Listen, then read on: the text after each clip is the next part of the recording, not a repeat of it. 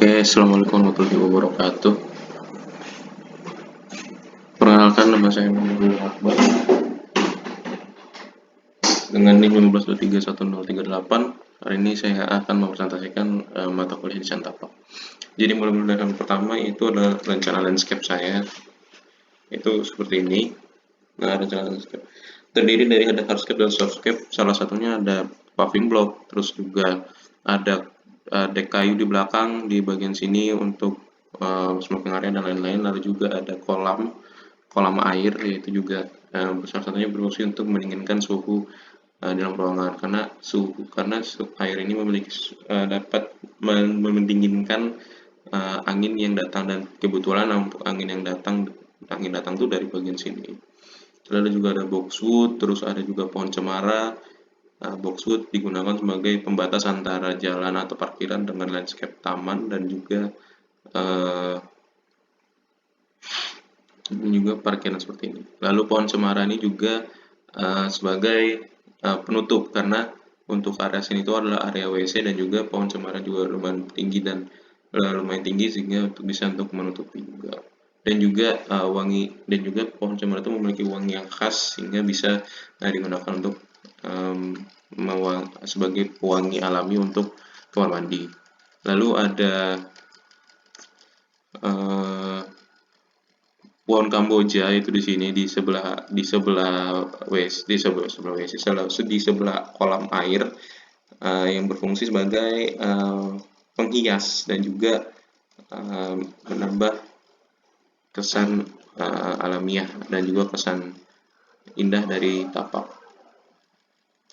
Lalu juga ini adalah detail landscape saya. Itu ada dua landscape saya, itu ada stepping wood, ada juga dek kayu di belakang tadi, dan juga ada paving block. Lalu di sini saya menggunakan ada softcode-nya, yaitu saya ada pohon kiara payung dan juga pohon mangga di depan untuk menutupi sinar matahari. Dan juga lalu itu ada pohon cemara, itu pohon yang tadi di belakang, yang pohon yang ini. Lalu juga ada pohon Kamboja di sebelah kolam air, dan juga di sini ada boxwood dan juga sesamakan. Lalu ada vertical garden. Vertical garden ini letaknya di area sini, dia menempel di dinding, sehingga karena bagian sini tertutupi oleh dinding dan bangunan, maka diolah menggunakan vertical garden. Dan ini adalah contoh untuk garden di depan. Lalu next, nah ini ada gambar situasi saya. Bisa dilihat untuk bangunan saya itu maju ke depan dengan ada lahan di belakang. Lahan di belakang itu adalah lahan kepunyaan orang lain gitu. Lalu sebelah sini ada bangunan juga. Lalu di sebelah kiri di sini itu adalah bangunan komersial, yaitu bangunan kalau tidak salah adalah studio musik dan juga alat-alat musik. Lalu next, yaitu adalah perkerasan dan sirkulasi. Nah, untuk ini perkerasan tadi saya bilang saya menggunakan paving block, terus juga ada dek kayu, terus ada stepping wood dan juga kolam air. Nah, untuk sirkulasinya itu ada jalan. Lalu kalau misalkan kita melihat dari sisi sebagai pengguna mobil akan masuk dan parkir di sini. Dan untuk area yang membawa motor akan masuk di parkir di sini. Dan juga ada satu parkiran di belakang ini adalah parkiran khusus untuk produser atau eksekutif. Lalu next, ini adalah potongan tapak. Jadi bisa dilihat tapak saya itu masih ada space sekitar 1 meter antara drainasenya. Terus untuk jalan dikenakan GSB-nya itu adalah sekitar 7 meter, karena drainase kota dan di atas ini jalan pedestrian itu sudah 7 meter. Jadi bangunan saya itu bisa menempel di depan, tapi saya menyisakan tempat kurang lebih 1 meter untuk parkiran motor dan juga untuk vegetasi dan teman-teman. Lalu kita next. Lalu di sini ada electrical. Nah, ini ada kebutuhan dari tapak, yaitu lampu dan electrical.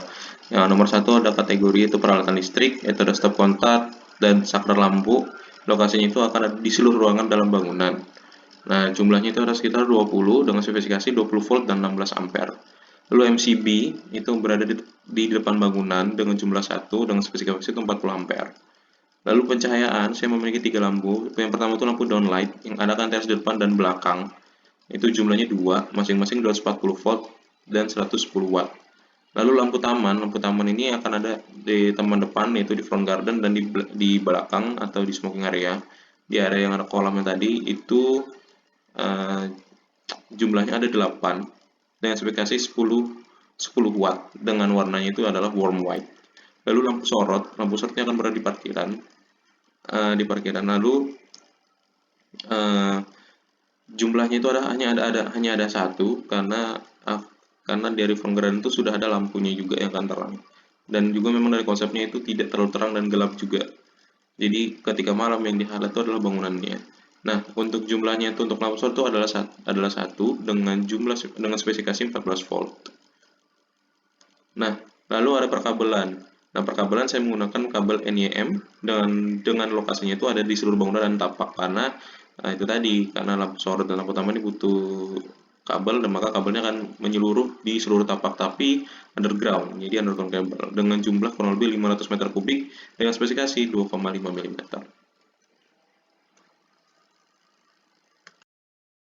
Dapat saya sampaikan. Jika ada salah kata mohon maaf. Saya Muhammad Akbar pamit undur diri. Wassalamualaikum warahmatullahi wabarakatuh.